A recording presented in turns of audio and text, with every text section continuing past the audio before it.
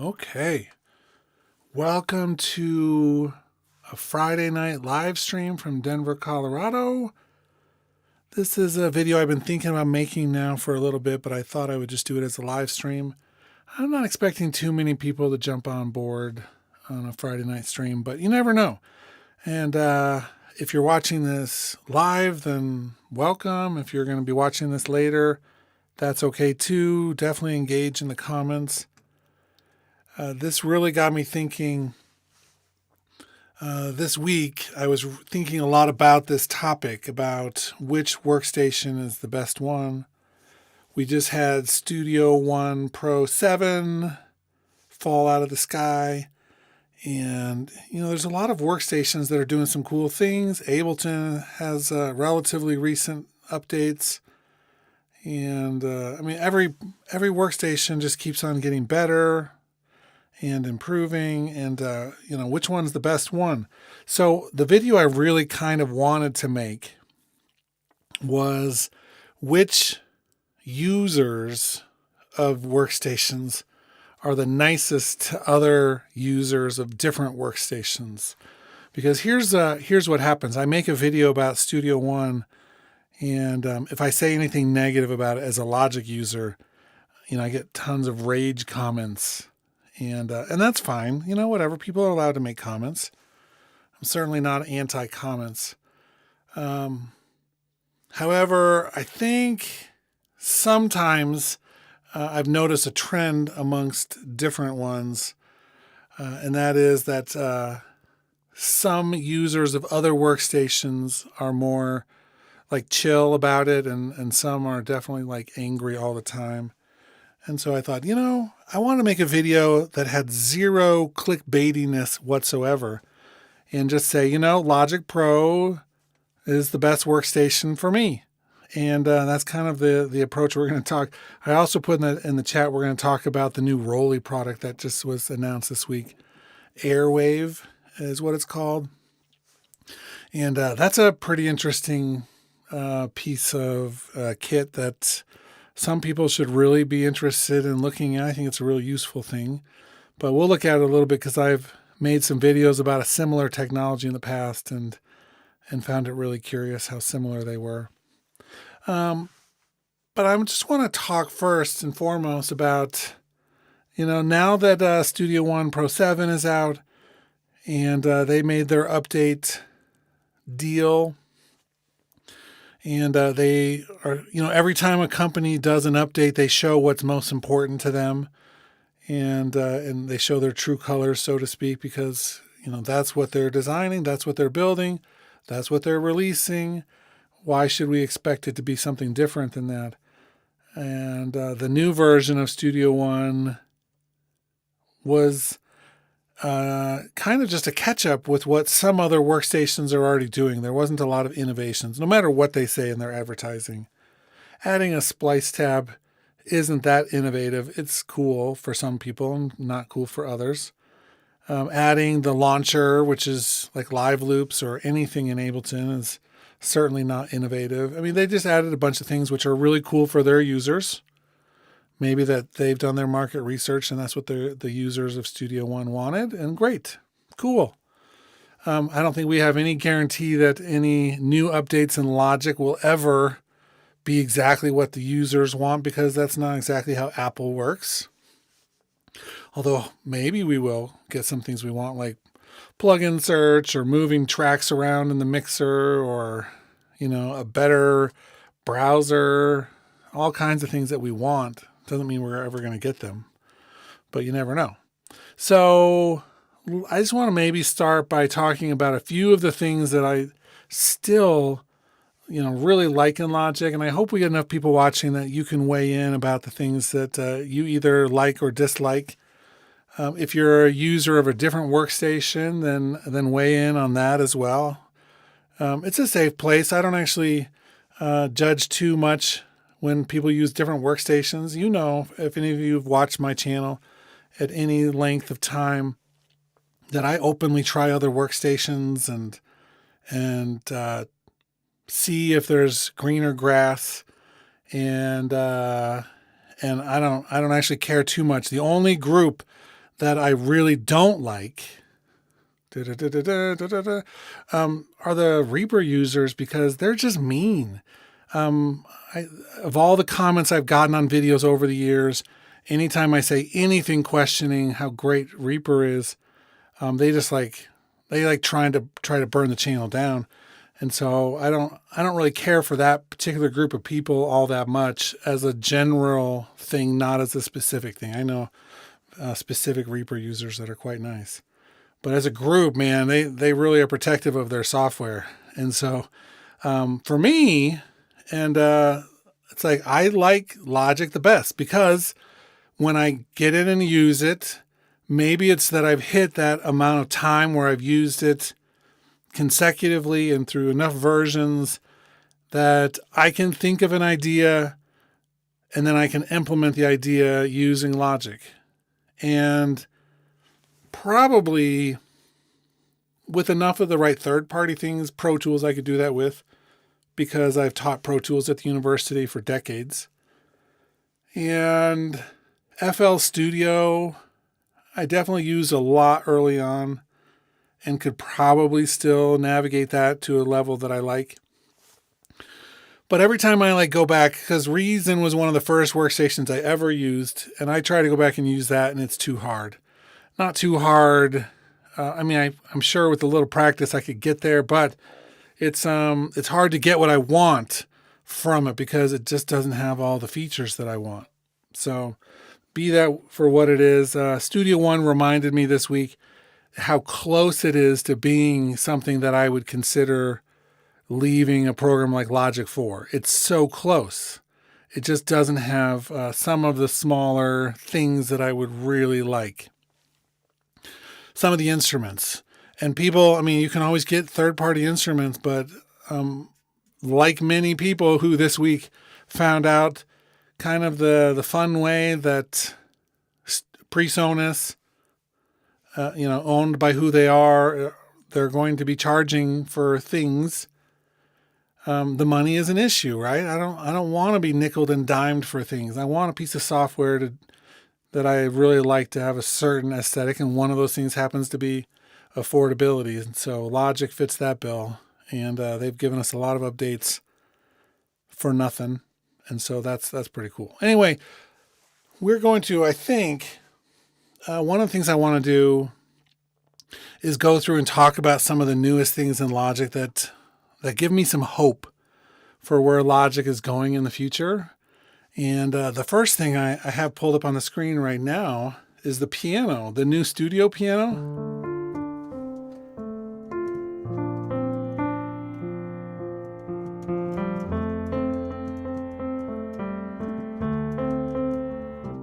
Right? They didn't need.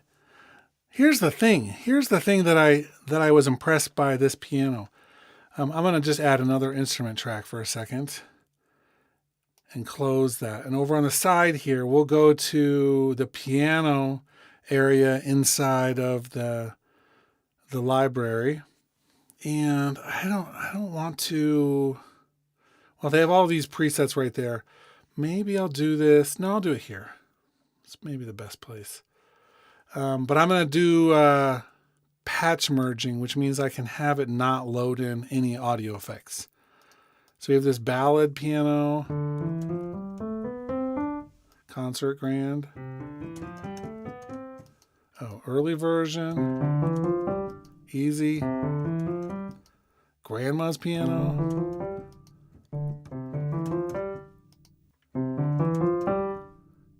So these are presets essentially. And they're all pulling off, not all of them, but some of them are pulling off of,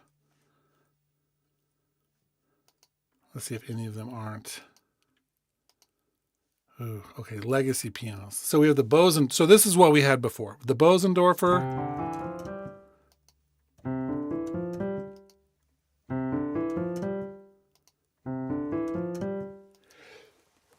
I'm going to sneeze. There we go. I had to dust off these pianos and it made me sneeze. So the Steinway, for instance. It's a piano. It's a piano. And it sounds decent. It's not great by any stretch of the imagination. I've never liked these pianos in terms of like, are they the quintessential piano that I wanted, right? But they're decent. They have all the right things, the pedal sounds, the notes. There's a variety of them. But when they decided to do this new, instrument set, these new AI instruments, the session players, they didn't just give us a new piano that was better.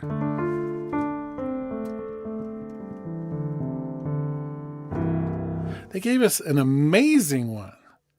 And Fraser's in the comments saying I was using Studio One yesterday, which is true.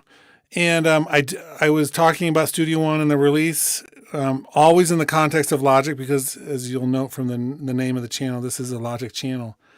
And I still have Studio One put in there.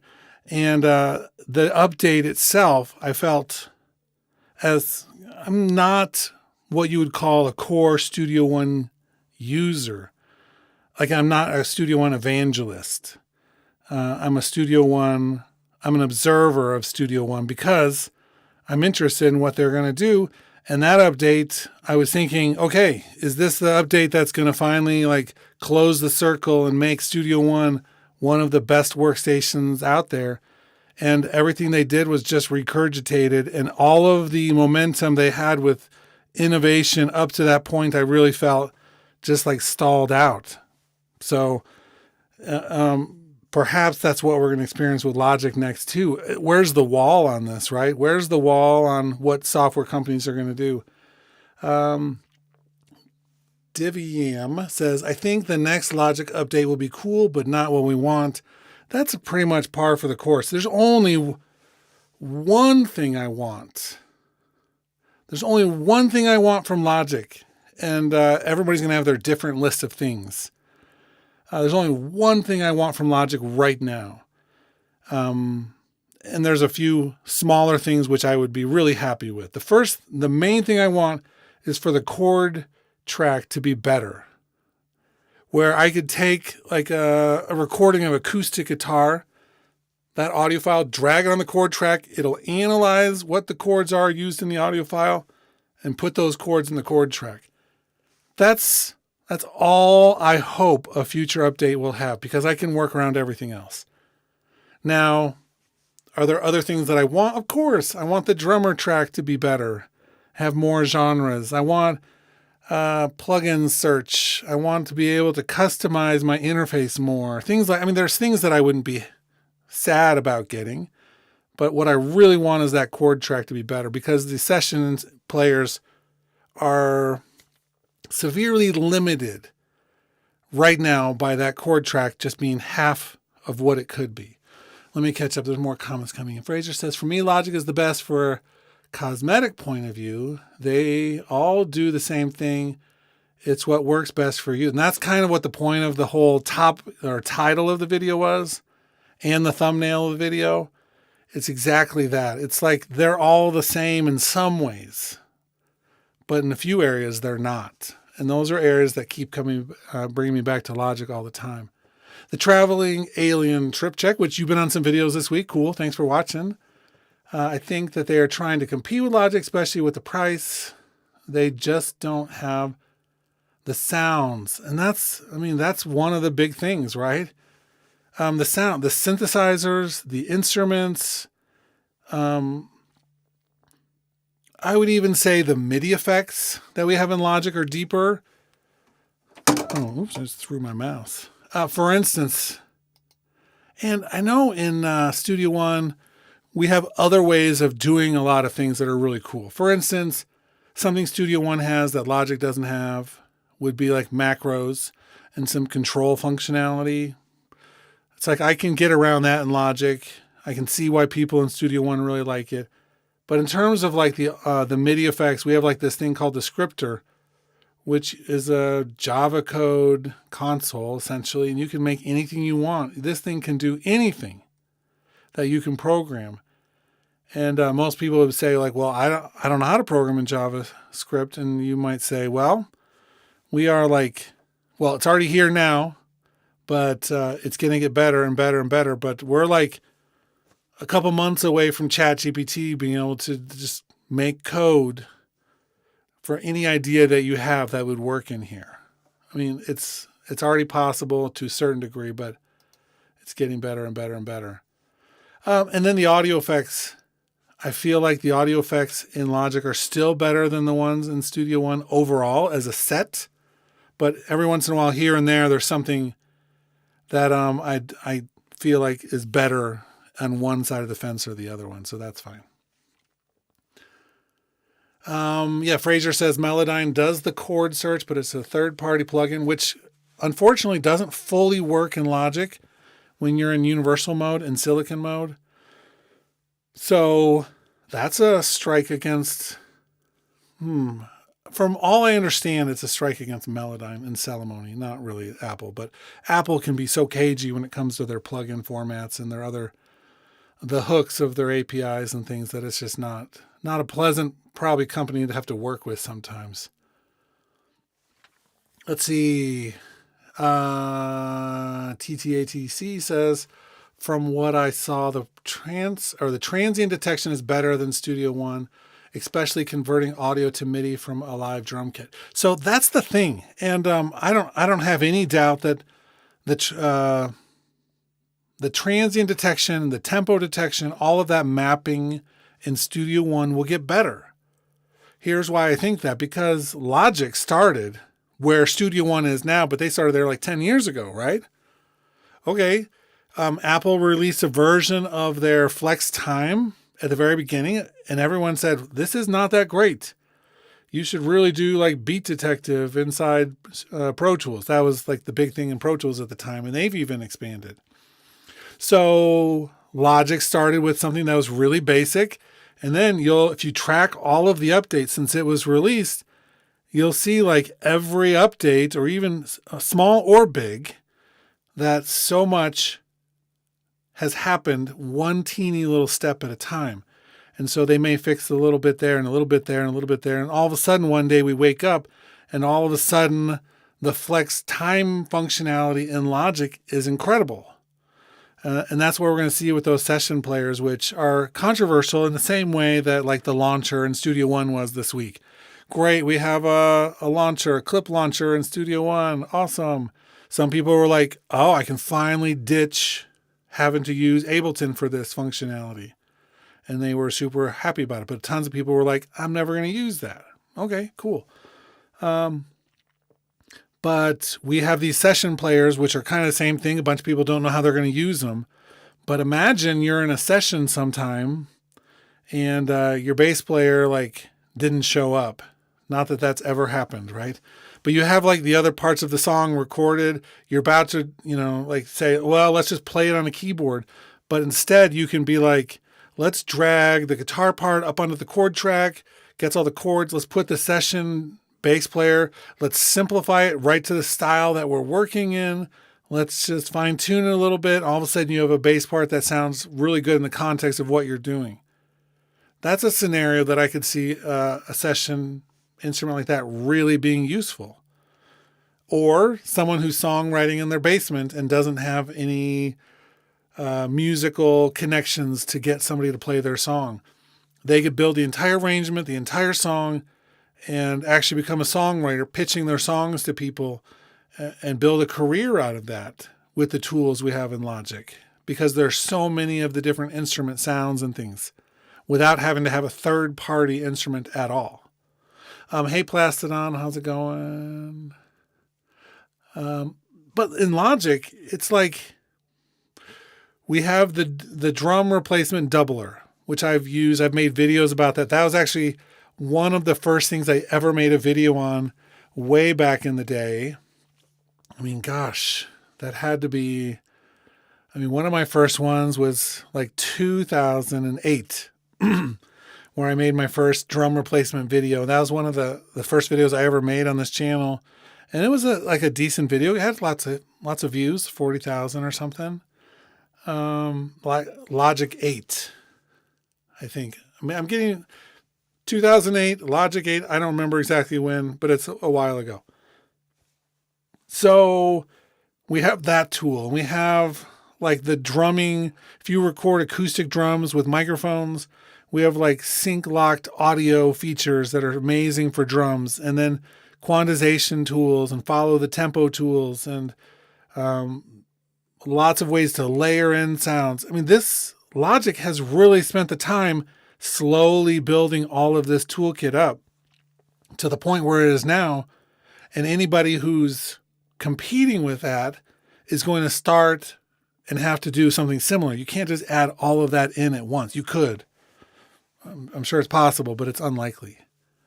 And Plastodon says, session players don't work for the way I write, but if you write more singer-songwriter style, it's great. And that's actually part of the point of what I was saying a few minutes ago. I feel like right now, the scope of what we have in Logic for some of those tools is narrow. And so it doesn't allow for a lot of experimental or non-traditional or non-singer-songwriter stuff. And it would be really cool if they would add some of it. Michael is saying, I've got a big project almost finished, and I've used Flex Time and Session Instruments a lot. Flex was crap for a good while. It's really good now. It is really good now. What's the next step for Flex? It has to be that they're going to do, instead of just monophonic sounds that they can do with pitch, that it actually expands into, being able to do multiple notes and harmonies and inner chords and things. That's the next step if they're going to follow the arc of what they're doing, because it is really good. The pitch tool outside of Flex Pitch, and I know you're talking about Flex in terms of timing, but it's also a pitch thing. The pitch plugin, which does real-time pitch correction in Logic. I just opened up an old project which had the original pitch correction on it, and it maintains that. It maintained that you can turn off the neural engine and just use the old one. And I went back and forth, and I was just blown away by how good that has gotten. It sounds so good in situations where you use it right. There's still an amount of skill involved with all of this. There's no magic button that says, do all the work for me. But if you understand how the tools work, it's going to get better and better. And those tools are better and better. They sound better. They've figured this out. They figured out how to do this incremental releasing thing and still maintain some backwards compatibility, but it's just better and better.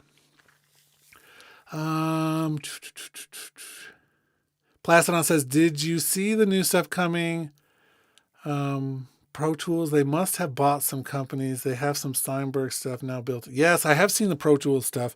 So there's a new owner or a new CEO, not owner. Well, new owner. CEO at Avid, and they're really pushing some of this stuff.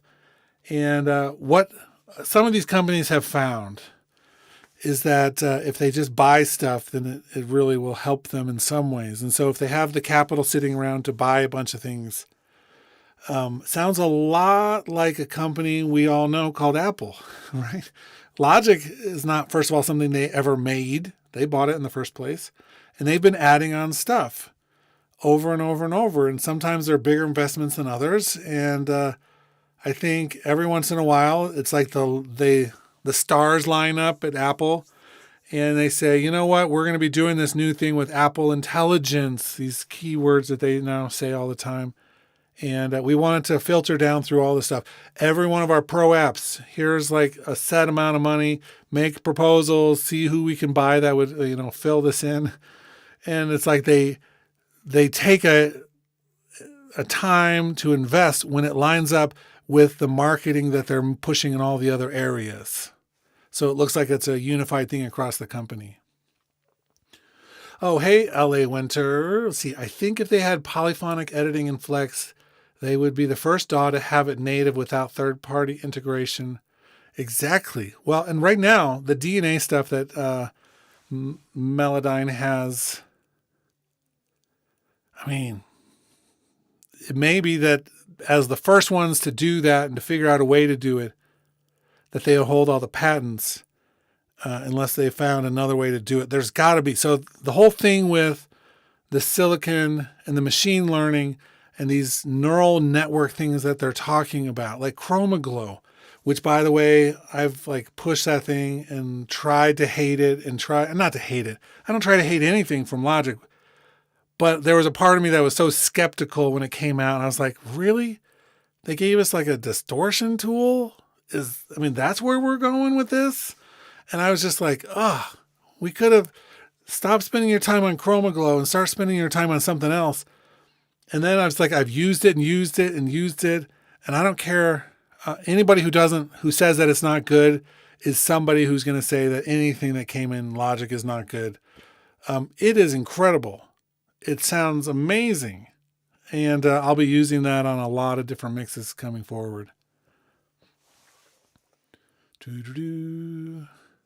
I agree with everything Plastodon and LA Winter are saying in the chat. So you don't have to like anybody who uses a DAW. You don't have to like a DAW. You don't have to like Pro Tools or Reaper or Ableton or whatever. But if you're in this and you want to make music and you want to use one of these tools, just pick the one that makes the most sense for you and like learn how to use it better than anything else. Because I feel like each of them can do so much. You just have to figure out how to do it and then get good at doing it. Plastodon says, but Reaper is the best DAW. Ha ha ha ha ha ha ha ha. Oh man. So we're on a tangent now. Some of you are going to be like, why am I watching this video anymore? He's talking about something totally stupid. I can relate. When I drive down the highway of late, and I think this is probably a lot of different places, of late, there's a lot of rage happening on the highways when you're driving a car, right? It's like, I'm a victim of it. I definitely look at somebody who's driving a Cybertruck and think things that are probably unkind to somebody who spent all that money on it. And, but there's a lot of rage. It's like, people don't want to let you in. People don't want to let you out. People want to be able to have you get out of the way if they're turn on their blinker and want to merge. There's a lot of like anger on the highways right now. And I think that's the same with driving workstations like this. And I was no different until recently. I finally just admitted that I don't know why I get so upset. It's like half the time I'm driving a minivan. It's a cool minivan, but it's still like a little minivan. And it's like, I'm not competing with people in sports cars. I don't know why. Sometimes I let it bend me out of shape. And so I just embrace like the old person driving, stay in the slow lane, let people in, wave at everybody, be kind. And that's what I'm going to start doing more with workstations. It's like, you know what? Cool. You love Reaper. It's not hurting me. It's not hurting anybody else except for yourself. See, I still can't even help it. There's like a part of me that's hardwired in. Reaper is amazing. It does so many cool things. I paid for it. I own it. So it's like there are times that I have to use it. I have a third order ambisonic microphone that only works with Reaper really well. And so, great. I use it. Fine. Is everybody happy? Oof. Ellie Winter says it's a personal preference thing. I use Bitwig most of the time for my own stuff, but Logic's still primary for pro stuff because I learned it first. And Q says that's Denver. It's not just Denver. It can't be. Please tell me it's other places too. Hopefully. But let me see. All the other comments I think I was caught up with. But so what is it about Logic then that's keeping me in Logic? And some of you already know this because I know some of you are who show up for streams, which is cool. But if you're watching this later, what is it about Logic? And I've already talked about some of the instruments and some of the things, but it's like I want to make a series of videos where I break down each of the main topics that are so amazing about Logic. One of them would be the sampling stuff. I've made videos about sampling. I made videos about the auto sampler and just using the sampling tools, the quick sampler, Sample Alchemy. Maybe time for an updated series on those, but there's no other workstation that has the in-depth sampling capabilities of Logic as a whole that Logic does. It's just how it is. They put in the time to add the tools. They bought the companies that had the intellectual information that they wanted, and it's all combined. It, like a perfect storm, hit every single aspect of it. And it's not just from like the sampler, but it's how the sampler also does flex time. So now it has overcome one of the oldest things about sampling that other samplers have overcome too. But it's just so good at it because it's like part of the DNA of the workflow rather than trying to fit one thing into another thing. It is so good. And so you can take something you record, like an audio of an instrument, and you can dump it into the sampler and it will do all the slicing, looping, everything, mapping for you. Or you can do it in the quick sampler, or you can load something up in Sample Alchemy, and then all of those things like pour it onto the next part. So it's like the quick sampler can go into the sampler. The sampler you can export into Alchemy. And so it's like you have all of these tools that are all tied together, and they each do something different with a different nuance, and each do something amazing with it. There's just no question, if you want to do any kind of sampling whatsoever, that's the place to be. Now, how many people want to do sampling? That's probably the harder question. Because I know a ton of my students who are like, why would I do that? Why would I want to do that? And to that, I would answer, at some point, you're going to get tired of just pulling up a preset of something. You're going to get tired of pulling up a preset that somebody else made and put their sweat into it, and you want something different and that's uniquely you or somehow changed by you. And so that's a great way to do it. Actually build an instrument. Now, I love to sample places and things. I mean that like literally places or things. Every time I go around the world on the reg.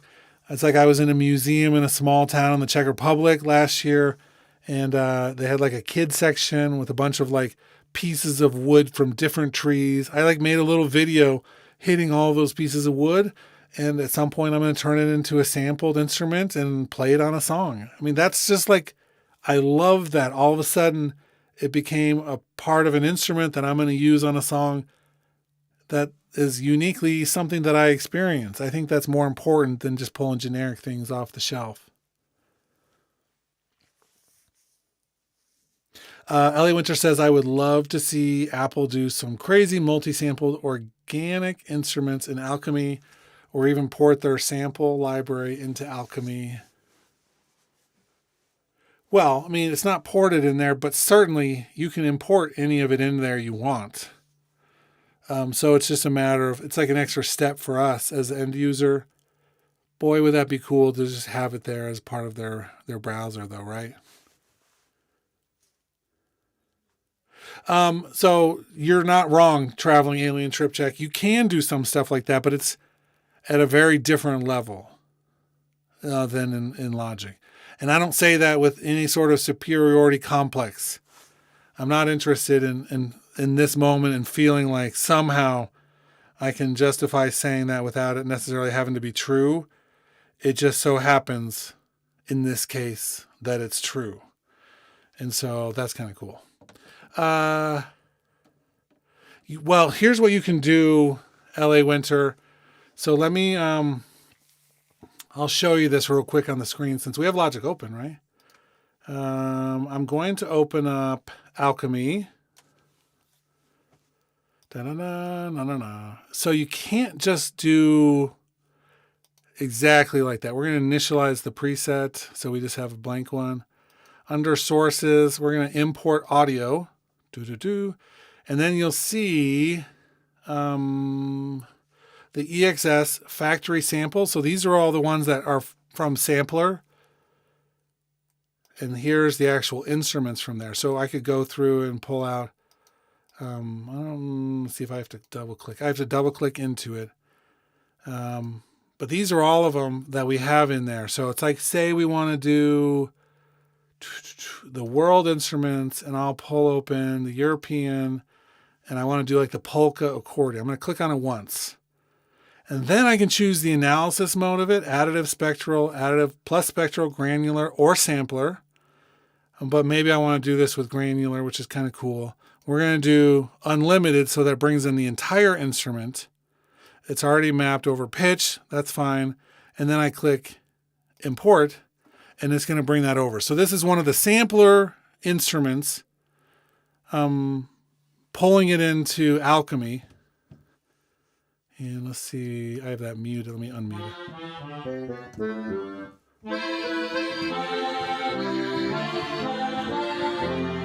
But the beauty is I can do it as a sampled instrument. That was one of the choices. But because I did it as the granular, now I have the whole granular engine here.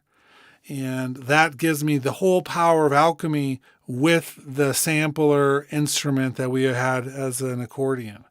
And so it's the level of what we can do now with this is insanely different than with the sampler, because we just put it into the alchemist pot. It's like the wizardry of the alchemist is the whole theme behind this instrument. It can do so many things that would just blow most people's minds once they understand it. Nobody ever thinks that this thing is not amazing.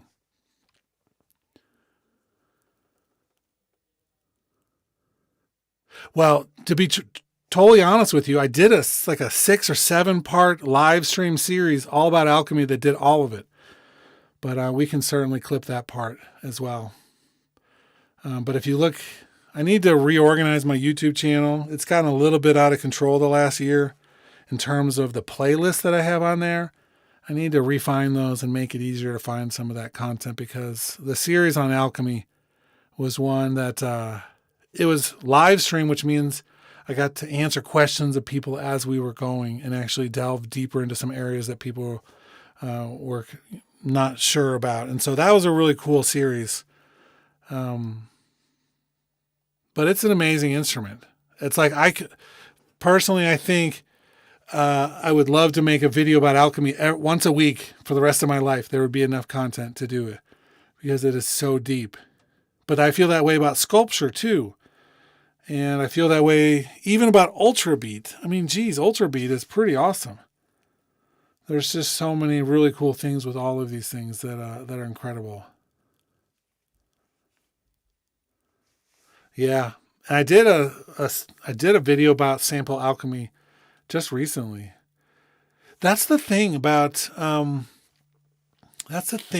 Studio One Pro 7 that just came out this week when they added the splice library. Oof, right? That's a perfect example of a company thinking, how do we make a deal so that we can have a new feature without having to create a bunch of new content. Well, Apple has these Apple loops, which are not all amazing. I'm not going to lie. Some of them are pretty horrendous, but we have 32,910 of them. And that's, between MIDI, drummer, and audio, everything. But that's a lot of content. And I think you get I can't remember how many in Splice you get with Studio One right now. 1,200 or 12,000, 1,200 probably, that you get for free, kind of. And here we get over 30,000. And each of these, even if they're old and tired, you bring them into Quick Sampler, or you bring them into Sample Alchemy, and all of a sudden you've just reinvented them into something brand new, and it's really amazing. And so that's a lot of source material that we have to work with. And I know it's the drag and drop of Studio One is incredible, but the drag and drop here, you go to the header here and you say, I want this audio file to either be in a quick sampler original. That means exact tempo of the original file, or optimized so that it matches the tempo of the project with some other things. The Drum Machine Designer, Sample Alchemy, or Sampler. And so we can actually do quite a bit of stuff with this to pull it right in. So once it's in Sample Alchemy, that can also be automatically opened up into the full Alchemy and continue to work in it there. Those sample Alchemy, you just change the plugin and it opens up what you have there directly in it, and it just continue working. So that's a lot of cool stuff. Catching up on comments. Yeah, and so Studio One, I know I tell the story too many times, but I mean I was with Studio One since version 1. I remember the project manager for that spoke to my classes when they were first released, and I was on the beta team for a period of time. But I've never been great with betas. I need to admit that to myself. But it's like I like to have access to stuff, but it's hard. I think I've matured now to the point where I'd actually help find bugs and things. But if I don't, it's not something I care about. I had a hard time like helping submit bugs and things. But I was one of the beta testers for that. And then with like version 2, or maybe it was 3, I was talking to them, and we made a deal where I worked with my students. We made a vintage keys bank for Studio One. That was officially, it was like one of the extra content things between like Studio 2 and Studio 4. And then they changed the plugins, and so they weren't as compatible, and we didn't go back and resort them out to the new format. But it was like when you bought Studio One version 1 or 2, 3, 4, you would get the vintage keys library, which is what I made with the help of a student team at my university. And so it was really cool to be a part of that. It was insane because their version of instruments at that time was just like a Sound Font 2 wrapper. We're not talking like this was in the late 90s or early 2000s. I mean, this was more recent than that, and they were still using Sound Font version 2. And I just thought that was crazy because there were so many limitations to that, but oh well. I mean, Melodyne has been bundled with a number of pieces of software. It was just something that was easy to add on. They were showing the teams how to get the hooks and set up to how to put that on there. But I mean, Melodyne has always been good. Well, we're at like 42 minutes.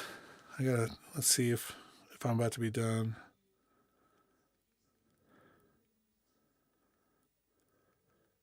Let me just tell them upstairs. Cool. So it's not just the sampling for me. That is one of the big parts of this. But it's just having all of the different ways of doing stuff that I've always enjoyed with Logic. And it was a rocky start when I first got on Logic. It's like you couldn't, in the main window here, if you had an audio file, you couldn't zoom and edit down to the sample level. So you're always having to like make compromises on where you were editing your audio. And it wasn't until like just a few years ago that they added a panner that was a true stereo panner instead of just the balance knob. I mean, there's been quirks about this software for sure, but overall, it's the instruments and the integration of the instruments. It's like the Hermode tuning mode that lets me play instruments in tune as they should be. It's the sampling. It's the new session players. I think they're all great. I think that they need some refining with the keyboard specifically. I think the bass is capable of doing really just boring bass lines, as well as way too much if you don't tell it not to do too much. But the chord track needs to be updated a little bit.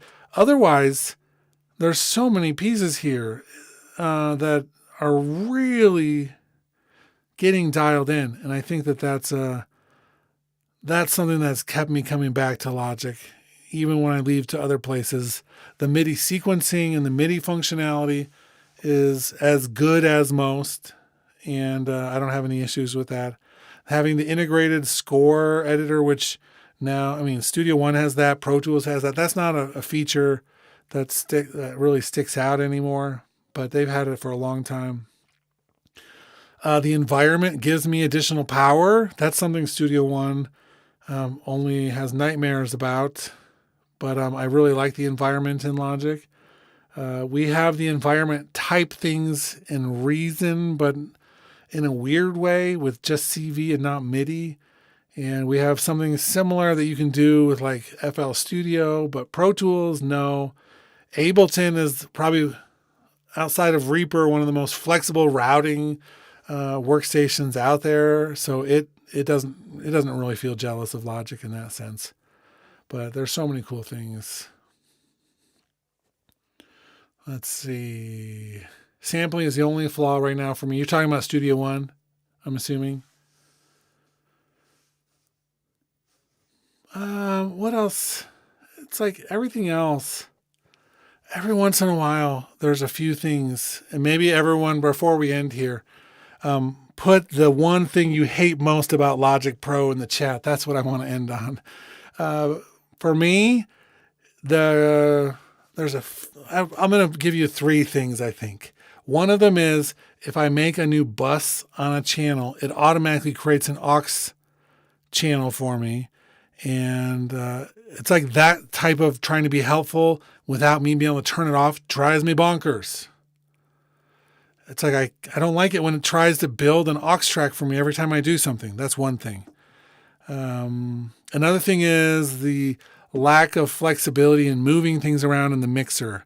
I want to be able to move a mixer channel independently of anything else and just drop it wherever I want, instead of having to always remember to go to the main window, move things around. That's stupid. I also think the grayscale interface, which I'm used to, but on some plugins, I mean, even right now, it's like I'm coming down here. If I look at the EQ and the MIDI effects, that's like dark gray and a little bit less dark gray. And it's like everything's like that. It's like everything's are different shades of gray.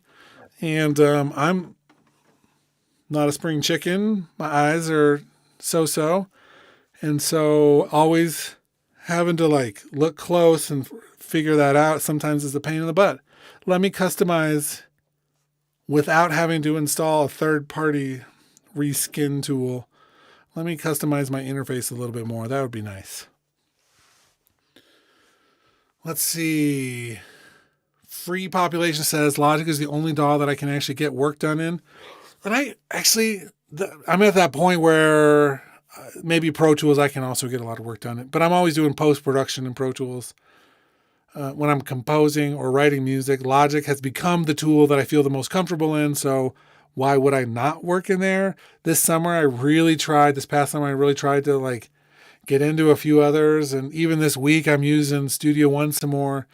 And it's like, I just want to do the same things. And it's just, there's some frustration when you're trying to do new things. Victor Nova agreed a little bit about not very inspiring to look at, but still great. LA Winter says no plugin sandboxing, so third-party plugins crash Logic a lot. It's better than it used to be. I'm going to tell you that right now. Q says I would love to be able to move stuff in the mixer too. Michael says I still have a lot of frustration in resizing the height of tracks in the main window. And this has always been a pain in the butt. I've stopped doing some things how I used to do them. Like you can do the command arrow up and down, right, to move resizing tracks, right? But then you do this thing where it's like you move one and then it has that individual track zoom. And then so it's like that's at a -10. Now it stays at a -10 while the other ones do that, while the other ones move around. And so then you have to like resize it or whatever. Or maybe the Z key, it looks like you might have to set it individually or reset it. But it used to be the Z key would like blow up the one to the full size. I'm sure you can reassign that, but it's just like a quirky thing, and you can use screen sets. The screen set system is like so flexible because you can just put it wherever you want and it'll memorize what you've done. But at the same time, it needs maybe some more features to really make the screen setting features more usable. That's cool.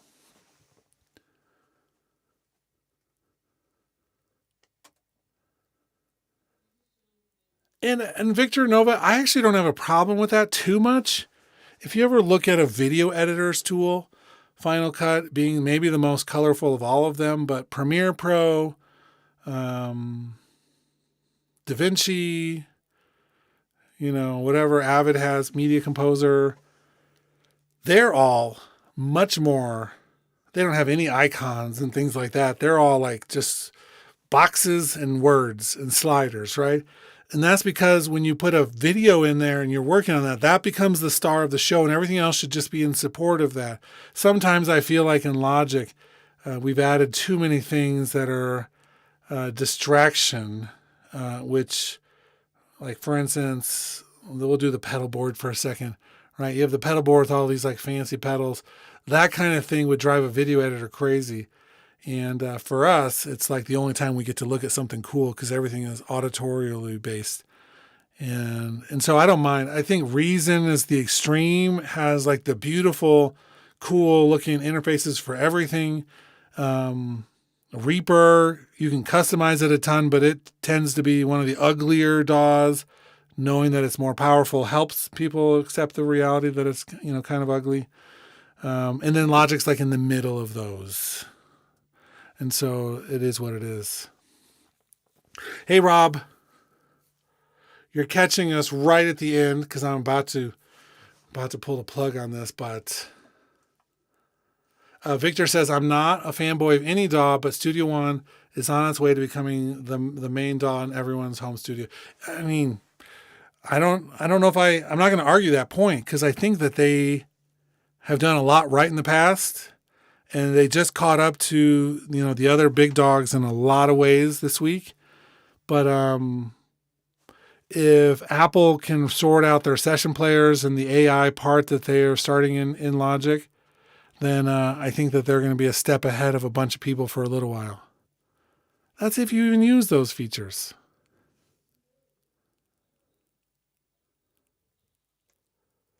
Yeah.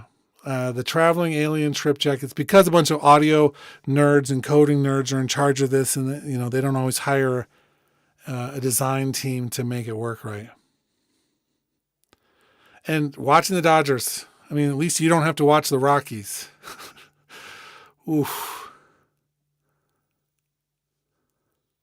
Okay, this is a good time. I think I'm going to pull the plug. Thanks everybody for watching. What an awesome group we have who come and talk and participate. I don't